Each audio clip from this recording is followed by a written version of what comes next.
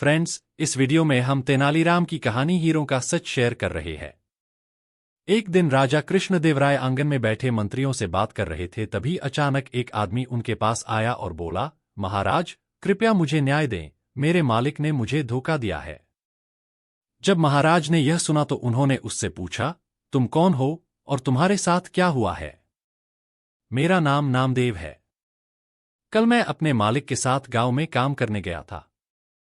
इतनी गर्मी थी कि मैं चलते चलते थक गया और पास के एक मंदिर की छाया में बैठ गया। मेरी नजर एक लाल थैली पर पड़ी। मैं वहीं बैठ गया। मालिक की आज्ञा लेकर मैंने वो थैली उठा ली। उसे खोलने पर पता चला कि उसके अंदर बेर के आकार के 2 हीरे चमक रहे थे। हीरे मंदिर में पाए गए थे, इसलिए उन पर राज्य का अधिकार था। परंतु मेरे मालिक ने मुझसे ये बात किसी को भी बताने से मना कर दिया और कहा कि हम दोनों इसमें से एक एक हीरा रख लेंगे। मैं अपने मालिक के गुलाम जीवन से चिंतित था और मेरे अंदर लालच आ गया।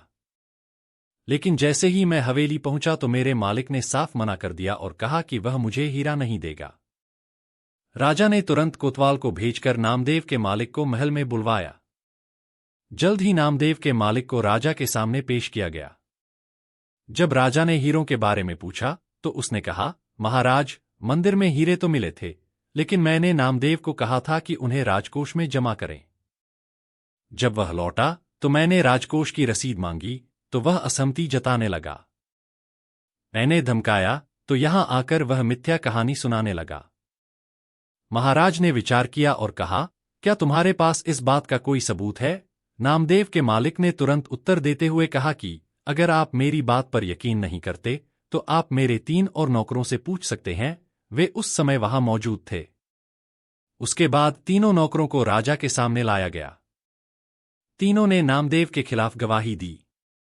राजा तीनों नौकरों और मालिक को वहीं बिठाकर अपने विश्राम कक्ष में चले गए और सेनापति तेनालीराम, महामंत्री को भी इस विषय में बात करने के लिए वहां बुलवा लिया। उनके पहुंचने पर राजा ने महामंत्री से पूछा, आपको क्या लगता है, क्या नामदेव झूठ बोल रहा है? जी महाराज, नामदेव ही झूठा है। उसके मन में लालच आ गया होगा और उसने हीरे अपने पास ही रख लिए होंगे। सेनापति ने गवाहों को झूठा बताया। उसके हिसाब से नामदेव सच बोल रहा था। तेनालीराम चुपचाप खड़ा सबकी बातें सुन रहा था।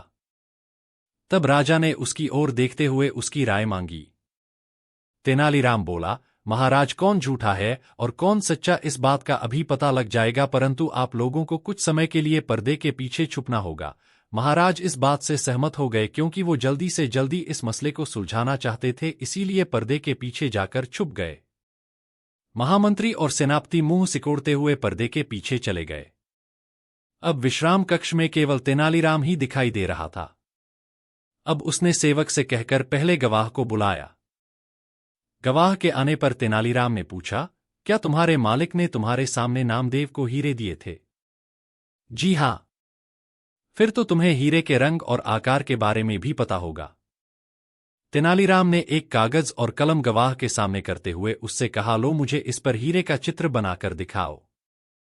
इतना सुनते ही उसकी सिट्टी पिट्टी गुल हो गई और बोला, मैंने हीरे नहीं देखे क्योंकि वो लाल रंग की थैली में थे। अच्छा, अब चुपचाप वहां जाकर खड़े हो जाओ। अब दूसरे गवाह को बुलाकर उससे भी यही प्रश्न पूछा गया।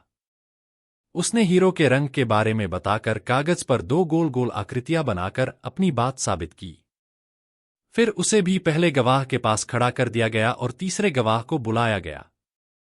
तीसरे गवाह ने बताया कि हीरे भोजपत्र की थैली में थे, इस वजह से वह उन्हें देख नहीं पाया। इतना सुनते ही महाराज पर्दे के पीछे से सामने आ गए। महाराज को देखते ही तीनों घबरा गए और समझ गए कि अब सच बोलने में ही उनकी भलाई है। तीनों महाराज के पैरों को पकड़कर माफी मांगने लगे और बोले, हमें झूठ बोलने के लिए हमारे मालिक ने धमकाया था और नौकरी से निकालने की धमकी दी थी, इसीलिए हमें झूठ बोलना पड़ा। महाराज ने तुरंत मालिक के घर की तलाशी के आदेश दे दिए। तलाशी लेने पर दोनों हीरे बरामद कर लिए गए।